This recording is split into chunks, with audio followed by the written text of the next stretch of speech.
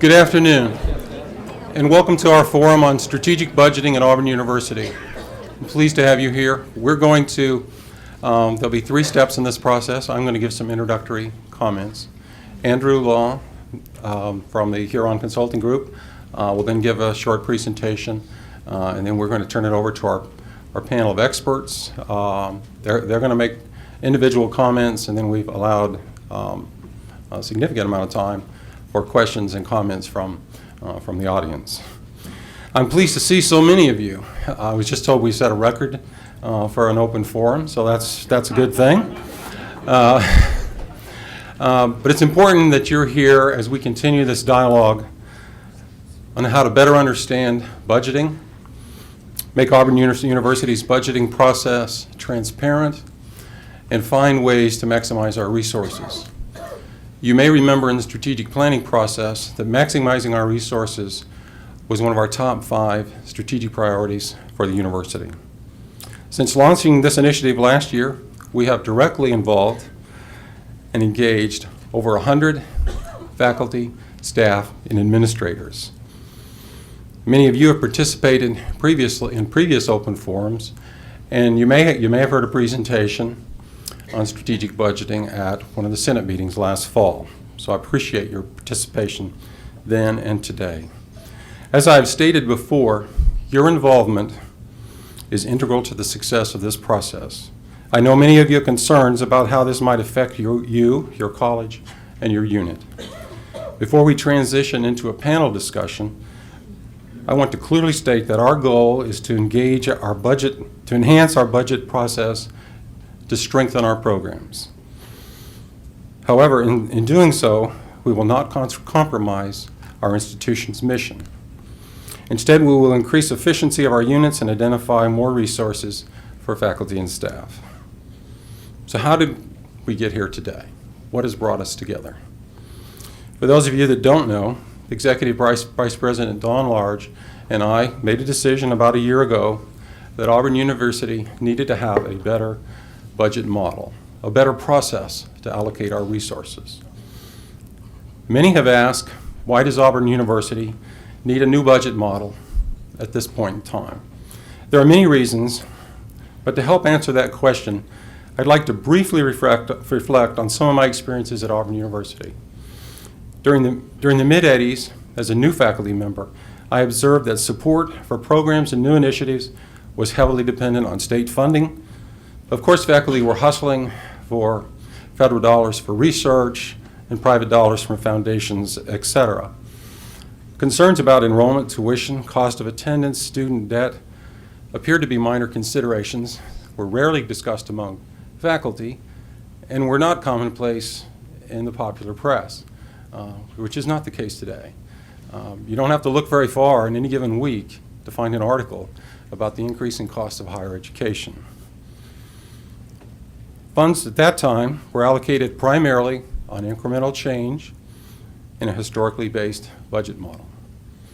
As Associate Dean of the College of Veterinary Medicine in the early 90s, I became concerned about the ever-increasing national competition for the best talent and also the ever-increasing cost of education and how that was going to affect our students' future. At that time, there was increasing competition for federal research dollars, but there were more dollars available then. Later as dean in the 90s and on into the 21st century, budgeting was like riding a roller coaster. Many of you lived through that, along with me. State funds would increase, there would be proration within that year, and then budget cuts. Overall, we made progress. The roller coaster was up and down, but overall, we made progress, and Auburn University is better for all the efforts of many, many people, a lot of them in this room. Deans use private fundraising and entrepreneurship to fill the gaps and keep programs competitive through the good times and the bad. Again, throughout this period, funds were allocated primarily based on incremental changes in our historically based budget model. By 2008, in my opinion, everything started to change. State support declined dramatically, leading to a continuing reduction and state support for Auburn University by $100 million. So it was going along at a certain level and then dropped by $100 million. The administration addressed this through the use of reverse reserve funds, budget cuts, improved efficiencies, and tuition increases. As you may know, this has left us more heavily dependent on tuition than ever before in the history of this university. And it is unlikely that that dependency on tuition will change in the foreseeable future. While tuition is now our primary source of revenue, our current budget model does not account for shifts in enrollment and does not provide incentives for units to increase enrollment in our colleges and schools and enhance student success. I have frequently found myself saying to different groups during the last 3 years, there has got to be a better way to allocate resources. At the same time, the deans expressed concerns that our current model does not provide strategic funding for those things that we need to do to remain highly competitive. Therefore, you can see why we initiated this project, to find a better way to manage our resources. Our current model evolved in financial times when enrollment, tuition, and retention were not as critical to our future. In fact, our current model allocates revenues to colleges, schools, and support units based primarily on historical precedents and incremental change. This approach freezes financial decisions made years ago and limits our ability to address new challenges and opportunities. A good budget model should focus on our thoughts on the financial resources and the decisions necessary to fulfill Auburn's mission. We are fortunate to have the time and resources to make careful and deliberate changes. With that in mind, last year, Executive Vice President Don Large and I convened a project steering committee to evaluate our approach to resource management, allocation, and planning. The steering committee members are Don Large, Executive Vice President, Marcy Smith, Associate Vice President, Business and Finance, Drew Clark, Director of Institutional Research and Assessment, Bill Batchelor, Dean of the College of Agriculture and Director of the Experiment Station, Bill Hargrave, Dean of the College of Business, Bonnie McEwen, Dean of the Libraries, Betty Lou Whitford, Dean of the College of Education, Joe Astrup, Dean of the College of Liberal Arts, Beverly Marshall, Associate Professor, Department of Finance, Jenny Barton, Special Assistant to the Provost for Budget Management. The committee's charge was to help create a budget model that will work for Auburn today. I'd now like to introduce our panelists for this afternoon's discussion. David Biedenbach is the Assistant Vice President for University Financial Planning and Budgeting at Iowa State University. David? He has worked with Iowa State University through the transition of their budget model under the direction of their provost. He now reports directly to the president to further align budget planning with the university's strategic plan. Matt Fajack is the Vice President and CFO at the University of Florida. Matt? Prior to joining the university in 2008, he served as the Executive Director of Financial Affairs at Kent State University and the CFO of the Beta Capital Group in Dallas, Texas. Dennis Irwin has served as the Dean of the College of Engineering and Technology at Ohio University since 2002. Dennis. Prior to his appointment, he was chair of the college's School of Electrical Engineering and Computer Science. Lisa Wilson is the Associate Provost for Finance and Operations at the University of Kentucky. In this role, she provides leadership, oversight, and direction to budget development and implementation, business and administrative processes, and policy development, including the allocation of space for all units reporting to the provost. With that as an introduction, I'm pleased to turn the podium over to Andrew Law from the Huron Consulting Group, who will provide more detail on our process to date and then discuss Auburn's model currently under development. Mr. Law. Great. Thank you, Tim, and thank you everybody for coming. I am glad to see the crowd. My team and I were kind of joking earlier if there was going to be 6 people show up or if it was going to be standing room only. So glad people are here. It was a toss-up with the open forum really back in November, but that was just myself and Tim. So I think the crowd must be for the panel, not us. But so a couple things that I was going to talk about are repetitive of Tim, but so I'll go quickly through those. The conversation about budgeting is what everybody refers to it because it's easy, but we really think about this as resource management, planning, and allocation. That's just too much to say 30 times in a speech. So I'll say budgeting, but the conversation here at Auburn on that topic in my mind really started in September 2011 at the Dean's Retreat. Coming out of that retreat, I received a phone call, was asked to come and facilitate a discussion at the Provost Council in December of 2011. We talked for, an hour and a half, 2 hours about different budget models that other institutions employ, pros, cons. Really, the topic of the facilitation was, does our budget model really work? If no, is there another one out there that works, or would we just be trading one set of problems for a new set of problems? And then is this something we want to take on?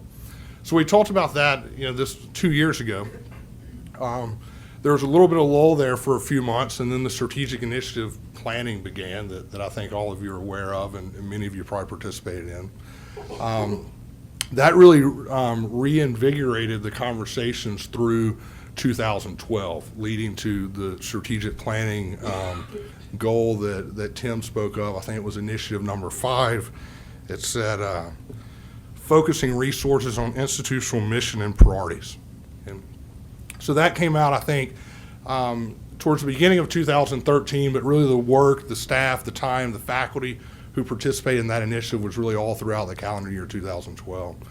So in December 2012, we came back to campus. We talked about, okay, so if we really are going to tackle this issue, what is the process with which we want to roll out, embark on, et cetera. We outlined a process. In January 13, we really started the formal efforts. That's when Tim and Don charged the steering committee that he rattled off the names of a moment ago. As he said, through that discussion, we engaged lots of stakeholders. So we met with the steering committee. Essentially, there was a little bit of a lull during the summer, but about once a month through the calendar year. We engaged in small groups, about 150 to 165 people. We had a couple of these similar open forums, though without the distinguished panelists, so the attendance wasn't near as well. And so essentially through that process, we're focused on 3 tasks, okay? And so we think about it as kind of increasing levels of due diligence, right? So the first task was kind of a 6-week visioning process and really going back to those questions from the Provost Council meeting a year before, which is, does our model constrain success and is there a better way to do it? And so we evaluated 4 or 5 different things. We looked at the funds flow of the university. We created an inventory of incentives that we thought deans had at their disposal. We looked at the management reports and tools, et cetera, that the deans and program leaders have at their disposal. So we kind of went through a data review in that collection process. The second thing we did was we built out kind of a data-driven financial model or funds flow model that could act in many ways as a straw man model for us to test what Auburn University would look like under various scenarios of resource allocation, management, and planning. And then the third thing that we did over the 12 months, and this one started about 4 or 5 months ago, was really broader stakeholder engagement. And so taking parts of that model out to deans and department chairs and trying to socialize it, receive feedback, adapt it, change it, some of those things. Okay, so that's really the process we went through. It all started with those deans meetings. And so I want to talk about a little bit about what are the questions that we ask, right? And so to give you some of the examples, the first thing we ask is, is this really a problem, right? Did the deans really think it was a problem, or was it being falsified in some way? And, heard responses to that. We asked if the current budget model helped facilitate success for the colleges, or if the current budget model was constraining success. We asked if complaints about the budget model were really just complaints about not having enough money. And it wasn't really the process at all. It was just the fact that, we have limited resources. We asked what incentives the deans have. One of my favorite questions was, if you woke up tomorrow morning and you had a great idea, but you needed $150,000 of startup capital, what would you do, right? What are the levers with which you could pull to try and implement that initiative? So we iterated with the deans, the business managers, the steering committee, and others about those questions, and went back and forth. And we heard lots of anecdotes, right? We heard that deans were told to dream big, but then told there was no money. We heard that the incentives that deans did have, such as the IT fee or summer tuition dollars, something like that, in many cases came with internal restrictions. So you got the money, but you couldn't really spend them to the highest and best use because there were parameters put on how they could be spent. We heard that the only real source of discretionary money that colleges had was their reserve dollars, forcing deans to decide, should I make an investment or should I keep a safety net for some of my programs? And where do I want to land on that? We heard that the expenditure focus of the budget model really left the deans with no authority because the fixed nature of compensation cost. And so there was very little that the deans had at their control. We heard that there was very few feedback loops for administrative services. So if a college felt like they were not receiving quality services from administrative groups, there wasn't much they can do, which oftentimes led to them having to use kind of sacred local dollars to duplicate services as opposed to using their local dollars for academic or mission-driven purposes. Of course, we heard a lot about transparency. We heard that it was very hard for people to understand where the dollars were coming from and why they were getting them, and so it was hard to make a connection with respect to productivity, which then made it hard to make a case to get more money or to get funding at an appropriate level because you couldn't tie those together. So could go on and on these, but we just wanted to give a flavor of some of the things we heard. So at the end of those discussions, there was uniform perspective from the deans that we needed a different model. Okay, not necessarily a uniform perspective on which model was desired, but that the current model was not working and we needed to try something else. Okay. So that's when we began the process of really diving into the data and building a comprehensive funds flow model. We used fiscal 2012 actual numbers to populate the model. And what it told us is how we were generating resources and how we were then utilizing those resources. Okay? We were then able to use that model to identify other red flags. So we had the anecdotes that we heard in the interviews. Now it was time to see, does the data really support that, right? Several things arose. So one, we saw that Auburn is more tuition dependent than the peer groups. Okay, so we looked at the SREB, we looked at other institutions of comparable size that we had data to, some of those things, and so we saw a higher level of tuition dependency. We also looked at rejection rates and yield rates and noticed that Auburn has less pricing power than what we deemed all but two institutions in the SREB. Okay? And so what that does is it puts you in a very risky position if you're dependent on tuition revenue but you have low pricing power. Okay? The pricing power was confirmed by the fact that we had a higher spend on student financial aid than many of our peer institutions. And so that, in our minds, pushed us as a steering committee to think we need a model that places incentives on enrollment and that got more people involved in enrollment, because that was one of our big risks that we were facing. Okay.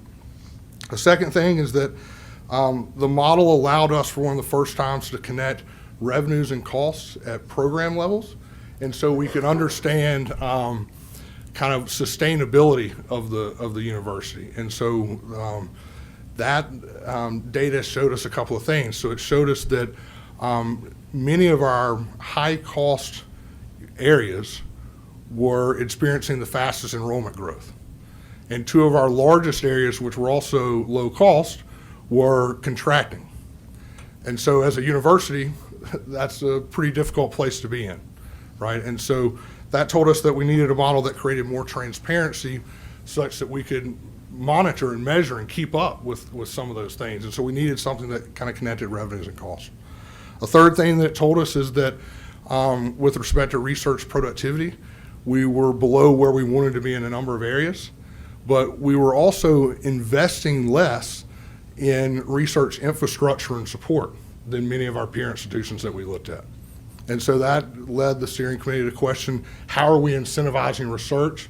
What are we doing to grow research? How are we pushing people to do more research? Administrative cost, I'll skip that. I know nobody's interested in administrative costs, right? Administrative costs, so it looked like, or the data bore out that we were about where we should be. We're within a couple points of where the peers were, but there were some areas within administration where we were over prioritizing investments, or maybe rightly so, but just compared areas such as student affairs types areas. Okay, there's 3 or 4 areas. There were other places where we were under prioritizing with respect to what our peers did, areas like facilities. Okay, and so again, we didn't make value judgments whether that's right or wrong, but what we wanted to do is bring those to the table for in new ways and put, shine new lights on those dark corners so we can think about whether or not those are right, if there's cultural reasons or strategic reasons why we would be spending in different ways than our peers. So we took this data to the committee. We had a top 10 list, and so the question became, can we fix this? Is there a better way? And the committee said yes. The committee felt that there was a structure that we could use. The committee vetted different structures, and we came away with the thought that we wanted an all funds model. We wanted a model that took into consideration activity levels for enrollment, recruitment, teaching, research, graduation, those types of items. We wanted a model that incorporated cost, so we could have better connectivity between our service levels and our cost, and we could match investments with priorities. We did not simply take a model that was implemented at another institution and try and cram it into the Auburn culture. We created an Auburn model. Okay. Now, having said that, the model does mirror what many other institutions are doing. Okay. The reason that I believe it mirrors other institutions is because many institutions are facing similar challenges, and so many institutions are making this type of change. Right. Inside Higher Education did a survey, and they found that from the 36 months after the recession started in October 2008, 11.4% of institutions changed the way they manage resource management, allocation, and planning to include incentives and performance metrics. Okay? If you slice that not at the all institution level, but you slice it at doctoral institutions, the number is 25.5% within a 36-month period.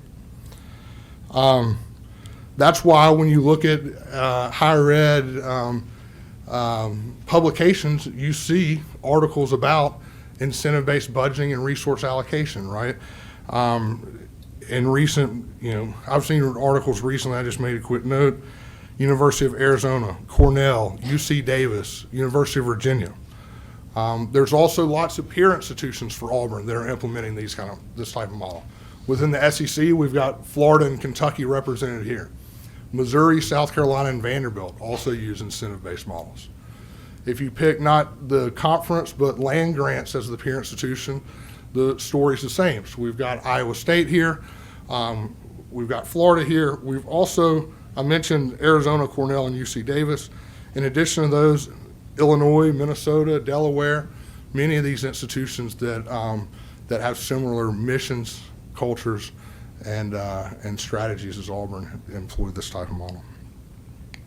If you look at the documents that those institutions have published and put out that answer or that provide their self-described rationales for why they've adopted, there's generally 5 things that kind of rise to the top that you see. The first is to change the culture of decision-making, okay? The second is to add more methodology and justification into resource allocation decisions, as opposed to simply, this is the allocation because that's what the allocation was last year. The third is to promote incentives. Fourth is to grow revenue. And the fifth is to add transparency, okay? So based on that, I feel like Auburn's in an envious spot because we get to learn from those that went before us, right? And try and pick the lessons learned and decide the best things to do. And so with that, we've asked the panel to come and talk about the models at their institutions, their experiences, the things they've liked, the lessons they've learned. And so we had some smaller group sessions earlier today with the panelists. They've done a great job so far. A couple of things they said made me cringe, and I tried to strike them off their notes before they got up here today, but they kept them pretty protected. So, Hi, I'm Matt Fajack. I'm the Vice President and CFO at the University of Florida.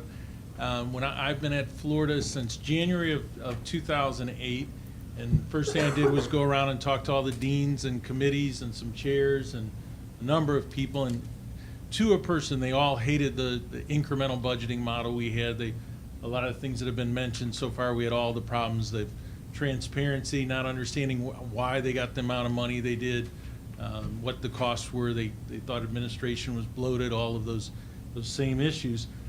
So after I finished my tour and I went in and met with the president and said, did you know everybody hated our budgeting model? And he said, no, but I hate it too. And I was at Michigan, and we used a form of responsibility center management, and I've wanted to do it for years here, and I just haven't had anyone to really implement it for me. So here you go do it. We formed a committee that was all the deans, the president of the faculty senate, and the president of the student government. The president charged them to implement responsibility-centered management. He didn't give much choice, but he did give them a lot of latitude in what the model would look like. And as has been mentioned, there's many different models of incentive-based or responsibility-centered management out there. And so we started in the fall of 08, looking at plans. We looked at what a lot of other universities did, looked at a lot of our numbers, ran a lot of different models. And then in June of 10, we implemented basically a parallel system. We still operated under our old incremental budget, but we ran the budget as if we were under RCM.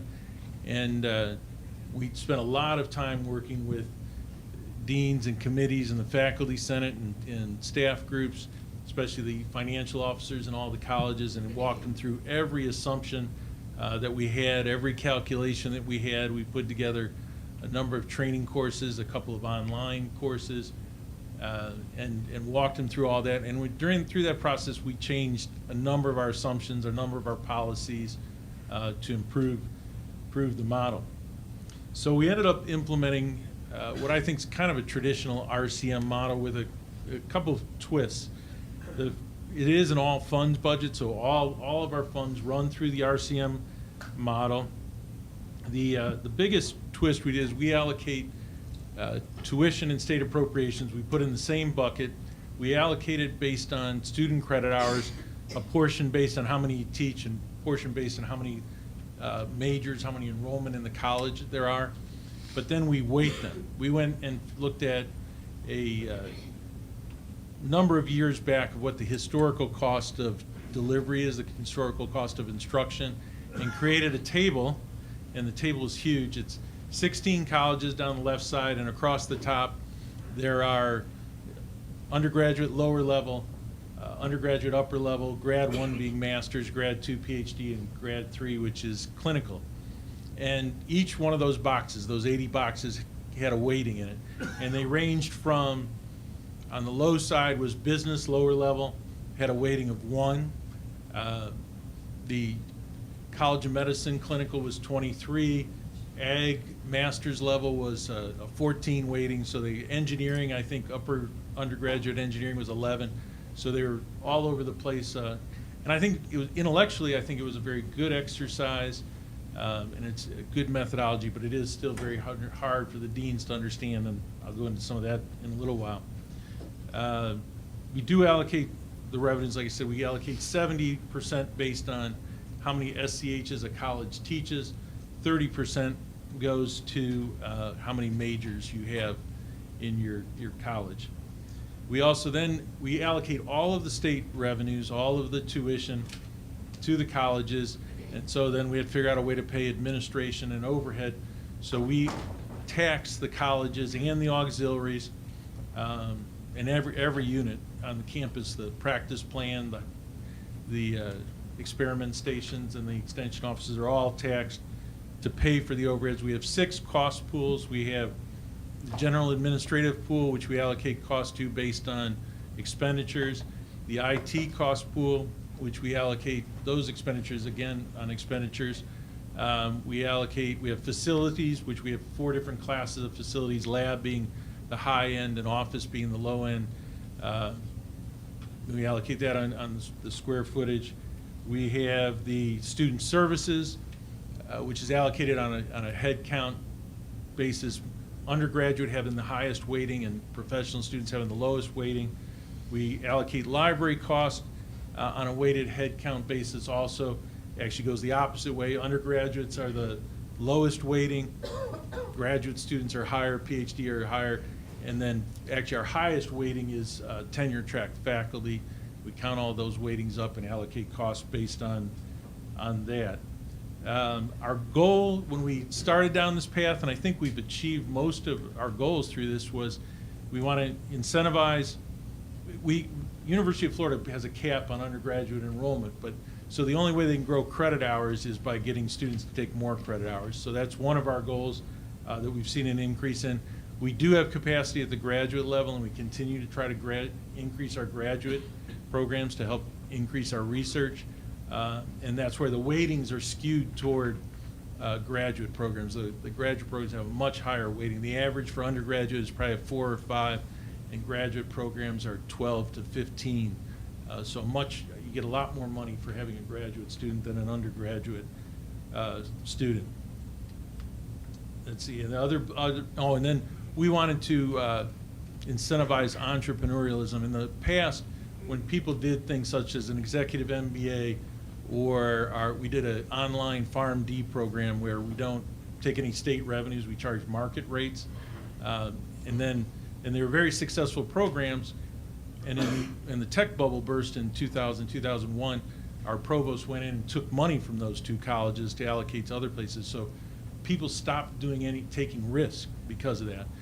So we wanted to create a model that if you took the risk and you benefited from it, you'd keep the benefit of it.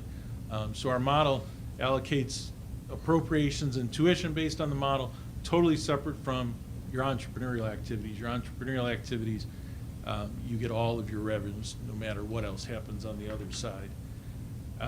Some of the things, the issues and outcomes we had, the one thing I think we'll all stress is training, or whether you call it training or information sessions, communications is very important.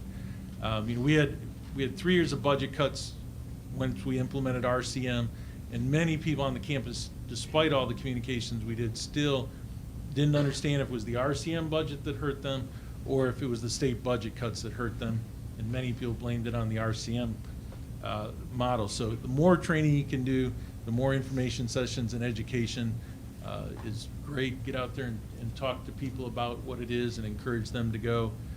We created, I guess we had 2 or 3 live classes that we taught probably 30 times in the first year, and we still have 2 online courses, a basic concepts course and a nuts and bolts that really goes into the massive details.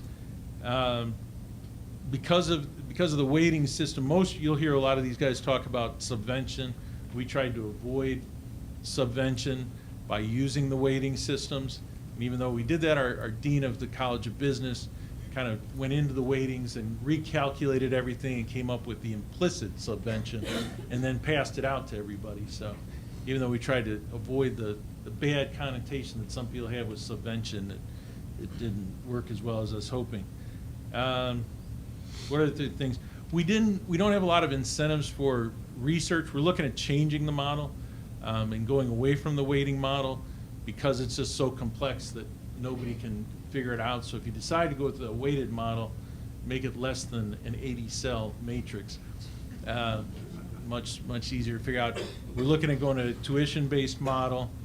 And then also we're looking at incentivize research by taking a little piece of state appropriations and allocating it based on growth. We get a lot of pushback that, even though I don't think it's true, we get a lot of people that have the feeling that the model disincentivizes research because we allocate state revenues and tuition based on student credit hours. And that's what students pay us in the state of Florida. They pay us by student credit hours. So I think you have to join those two up. If you start getting how you allocate to colleges versus how you get your money are two different, disparate from each other, you start having problems.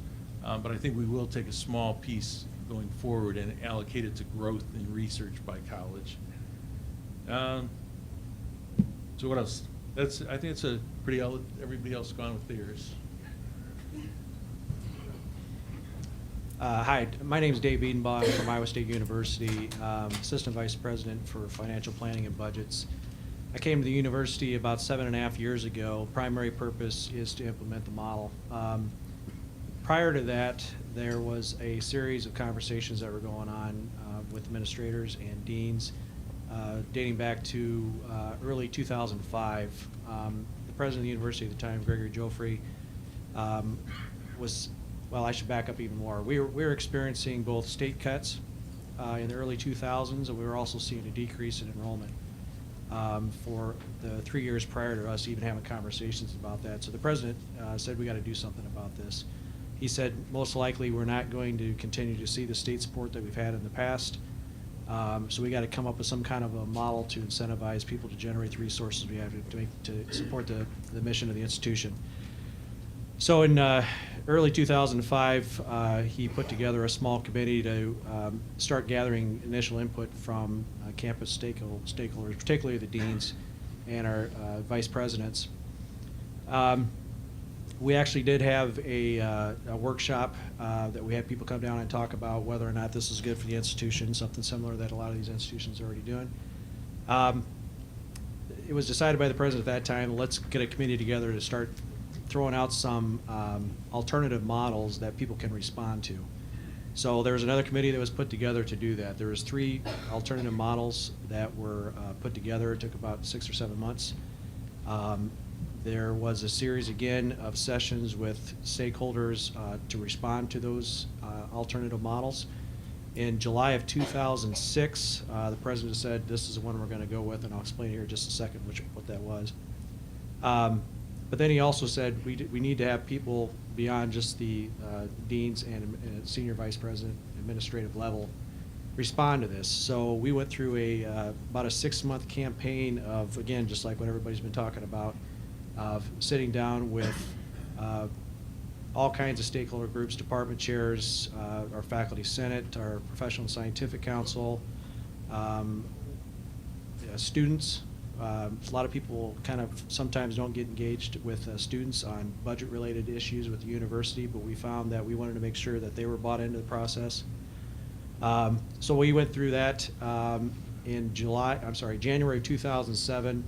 The president received the response or the information based on those sessions and decided to go forward with the model. Then implementation kicked in. That's where I kind of stepped in as kind of the project lead of getting this thing implemented. Whole lot of process, system, policy issues. We're a 150-year-old institution. In fall of 2007, we had about 27,000 students. Primarily about 80% of that is undergraduate, the balance is graduate. We have a professional veterinary medicine professional program. We're a land-grant institution with an experiment station and extension services. 7 colleges, 6 of those are, again, undergraduate and graduate programs, and our 7th one is our professional veterinary medicine program. So there's differences within the colleges, obviously. We have some colleges that, like our liberal arts and sciences, college that provides about 50% of our service courses to our undergraduate students. A little bit different than our design program, which has architecture, those studio-based type of programs. So there's differences in the type of cost structures that they have, the pedagogy, and so forth. And so they just wanted to make sure that this model was designed around being able to address the differences between the colleges. And the fact that we also have a mission of research and outreach. So in implementation mode, well, let me back up. I'll kind of talk about our model. For the most part, the model that we put in place is really incentivized around undergraduate education. We have about a $345 million of our general fund. Let me back up again. We did not implement this on an all funds. We just implemented it for our general funds. So our restricted funds remain to be distributed as they always have, which includes research, includes all of our auxiliary enterprises, our endowments. But basically, our general fund is our general state appropriation. We do get some directed appropriations for our extension and experiment station programs, tuition, and indirect costs. So that's about a little over $600 million for fiscal year 14. So for tuition, about that $345 million, about $280 million of that is from our undergraduate students. The way our model works is that 25% is based on where that student is enrolled. So it gets, again, our model gets distributed resources down to the college level, and that's where it stops. It doesn't go to the departments or centers. So 25% goes based on the enrollment, and that 25% is based on the residency of the student. So right now, for Iowa student, they get assessed about $7,000 for academic year. Non-residents about $18,000. So that 25% is based on the amount that student's assessed. So right there, that provides an incentive to the colleges to recruit non-resident students, because they get about not quite 3 times as much for a non-resident student. And kind of the reason why that incentive was put into place is because Iowa has a steady to declining high school graduation rate. We recognize the fact that if we're going to continue to grow resources, we needed to focus our efforts on non-resident student recruitment. So that was a key in the development of that particular distribution model.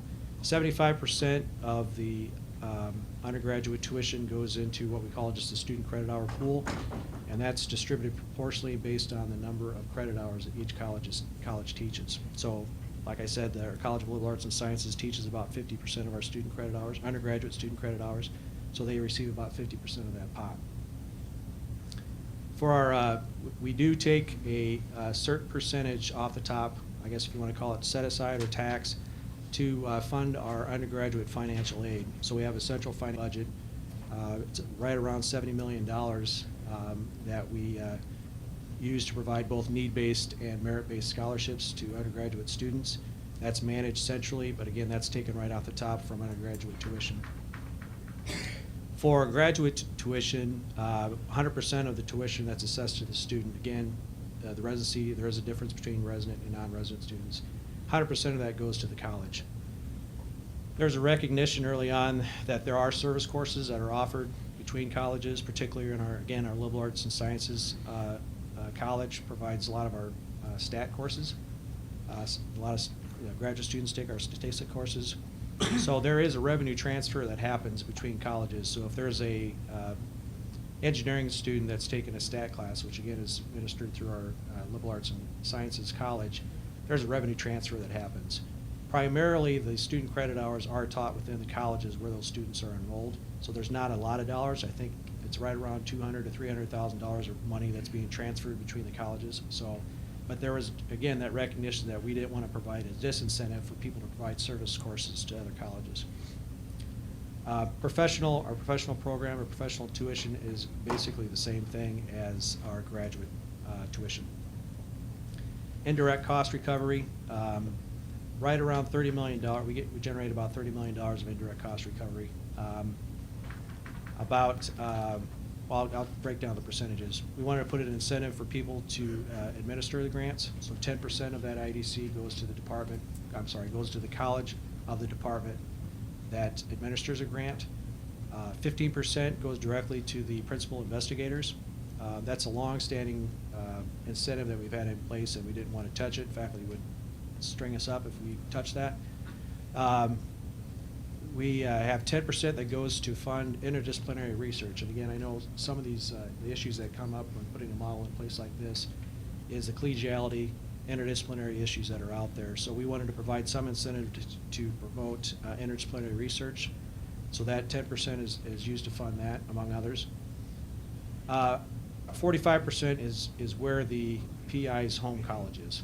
So if you have two PIs, one is in agronomy and one's in plant pathology, 45% would go to the College of Our Agriculture, where those departments are administered. We do have 20% that goes to support both faculty startups and research infrastructure. On the cost allocation side, we have 6 expense pools similar to what Florida does. One is for facility services, one is business services, which includes our payroll, HR, accounts receivable, just those general business services that are out there. We have the library, IT services, student services, and then what we call academic administration and support units. Facility services is based on the footprint, the net assignable square feet that the units occupy. So we had to basically come up with making sure that our space data was good, and that was challenging. We had to go through a pretty extensive auditing process of making sure that people, where they say they are, actually are. Business services is based on faculty and staff FTE. Again, these are all proportional. So as an example, you have a $20 million expense pool, and let's say there's 10,000 FTE. If College X had 15% of those FTE, they'd get 15% of that that $20 million. IT services is based on both faculty, staff FTE, as well as students. The library is weighted, kind of similar to what Florida had, to where tenured faculty is weighted higher than undergraduate students. But that it does include students as well as faculty and staff FTE. Student services is based on student headcount, both undergraduate, graduate, and professional students. Academic support is based on just faculty FTE and student headcount. So those costs are allocated out. So we have these revenue sources, tuition, IDC. We have these allocated costs, and we have about $175 million that comes in from the state for general education appropriations. That $175 million in year one was we didn't really call it subvention, we just called it a plug. So we basically said, whatever your budget was last year, we're basically just redefining what that looks like on a piece of paper, and this state appropriation is that plug number, so that you basically had the same budget you did last year. So we called it our make-whole year. Make-whole could be interpreted in a whole lot of different ways, but basically what we told the deans and the vice presidents is that you're not going to be any different than you are after we implement this model for year one. So that was our base year, what we call the resource management fund. That's that state appropriation piece that each one of the colleges got. So in future years, if the enrollment grows, those colleges will get more tuition. If you teach more student credit hours, you'll get more tuition. Anytime that we have additional stated dollars, which unfortunately the first 3 years of implementing the model, we had a 25% reduction in our state.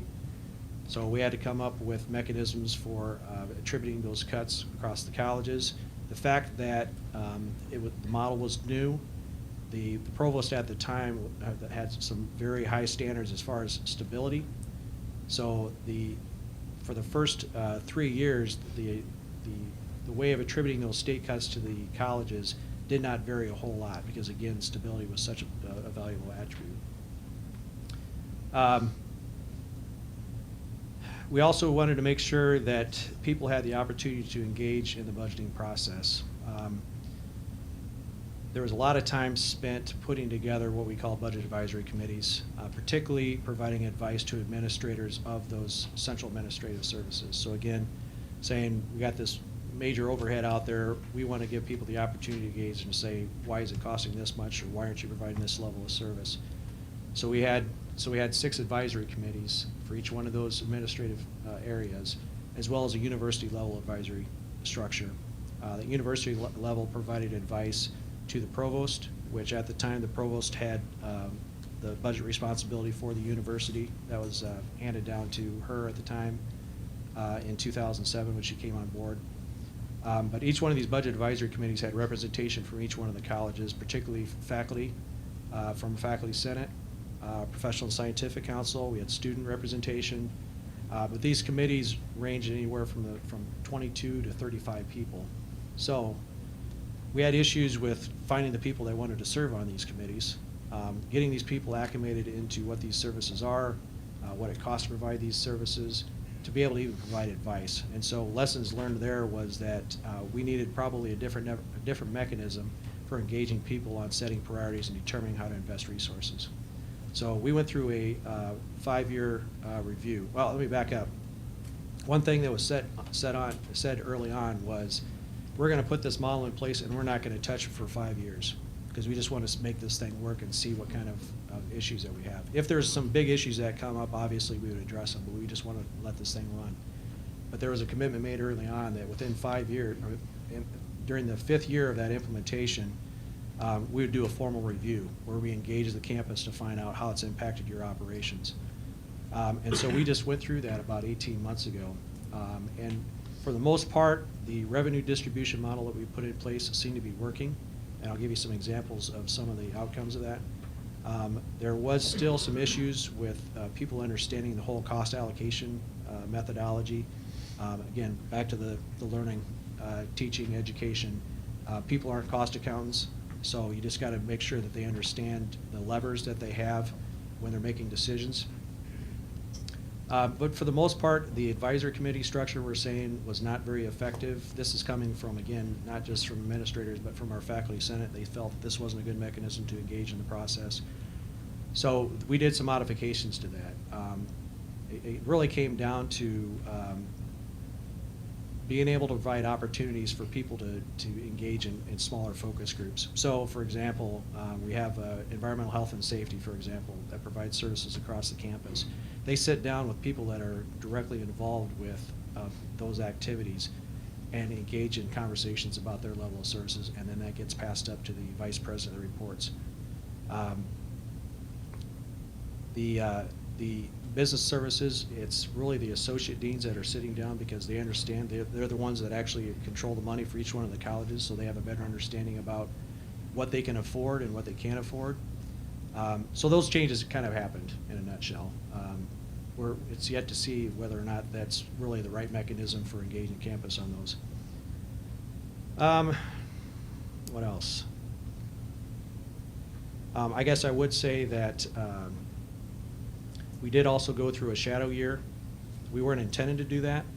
What we found out is that we didn't necessarily have all the right processes and systems in place to support what was being proposed for the model. So we had to come up with new data in some cases. So we had to develop the process and systems to come up with that data, particularly on our student credit hours. Again, student credit hours for undergraduates, we're talking about $170 million getting distributed based on the number of credit hours each college generates. So there's a vested interest on making sure that if I teach that course and I have if I have some effort into generating that course, then I should get a piece of that dollar. So we actually developed a system for departments to go through and determine how those student credit hours are split between the departments. Took some training. What we were maybe looking at initially on was that there's going to create some animosity between department chairs. We found out that was not the case. They were very collegial. We had the same process and system issues we had with determining how our indirect costs, because again, indirect costs we can attribute between colleges, so they have to sit down and early on in the proposal process to determine how those indirect costs are going to be attributed to the departments and colleges. Again, we found that it was very collegial and there wasn't any issues with being able to negotiate those splits. So process and system, having that shadow system was definitely good. We distribute tuition live, which means when the students show up on fall and the tuition that they're assessed, we distribute that dollar amount to those colleges instead of some colleges or some universities look at lagging. saying last year your college generated $50 million in tuition, so you're going to get $50 million. We actually distribute the dollars live during the current year. We do the same thing with indirect cost. So the shadow system, the shadow year helped us kind of facilitate that and actually sit down with the college deans and his financial support staff and say, how would you manage this variance between what we budgeted and what you actually received? We did receive authority from the state early on to carry over dollars. Prior to 2007, the university didn't have the ability to carry over dollars. We had to spend every penny that we brought in. That was a kind of a make or break decision. So we went to the state legislators and had a change in the administrative code so that we were able to carry over tuition dollars, giving college deans the flexibility to deal with those variances. So that was definitely key. Kentucky. I'm the Associate Provost for Finance and Operations there. I have been charged by our Provost to lead the initiative for the financial model implementation for the Provost area.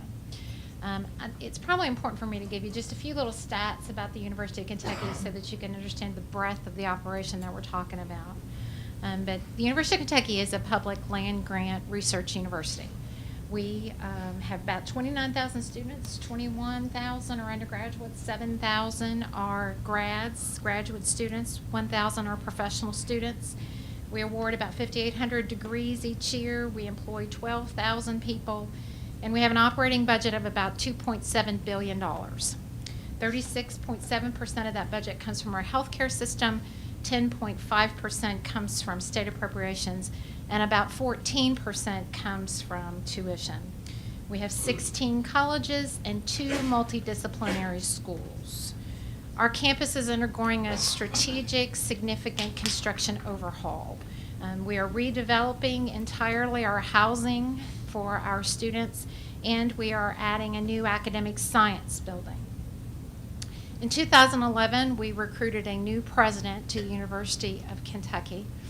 President Eli Capilouto came to us from the University of Alabama, Birmingham, and he wanted very much for the University of Kentucky to move from a model that had been incremental for 150 years to something that was much more predictable in terms of being able to get productivity data down to a lower level.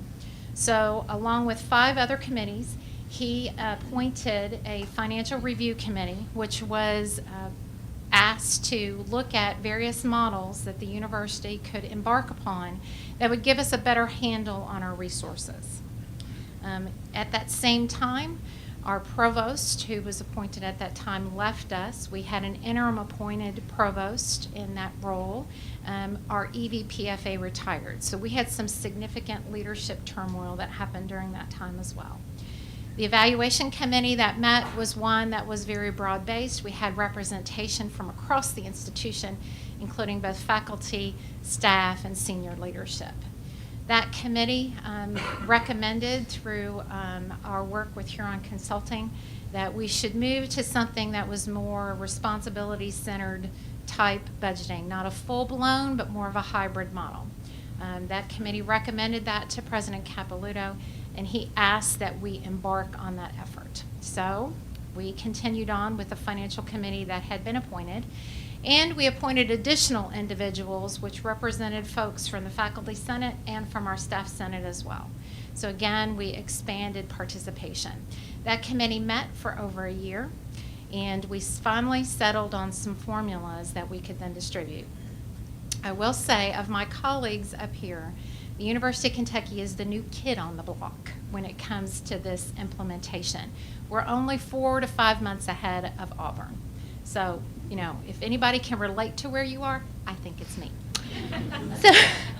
So to add to that, just to talk a little bit about our process, we went through a very significant review of policies, processes, where we are.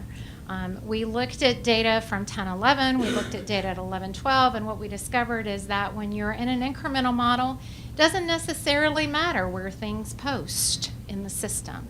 Well, when you start breaking information apart, it matters. Where tuition goes, where state appropriation goes, where things are housed. it matters. So having data in place and systems in place was critical.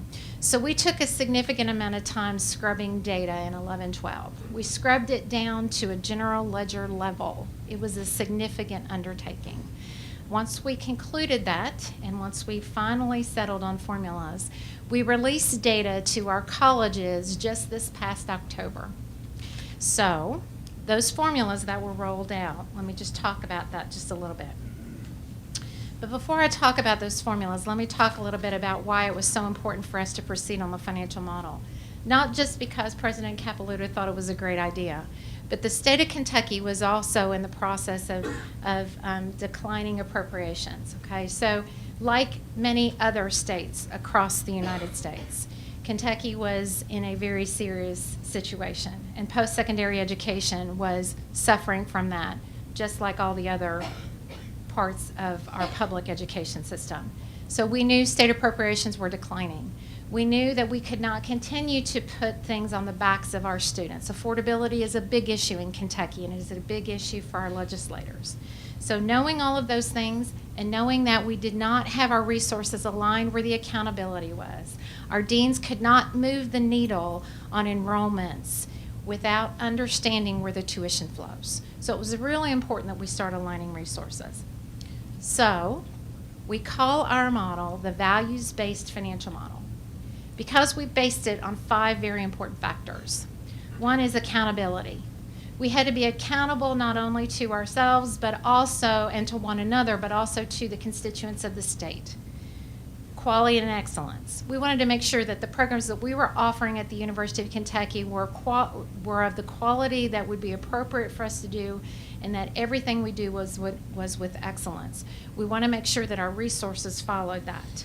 Coordination and collaboration. It's imperative that we work with one another and collaborate with one another to succeed. And we tried to build our model to do that. And our last one, which was the most critical, was transparency. In an incremental model, when all revenues are received at the top, it's incredibly murried and difficult to determine how allocations are really happening. Pots are mixed together, and it's really difficult to tell a state dollar from a tuition dollar.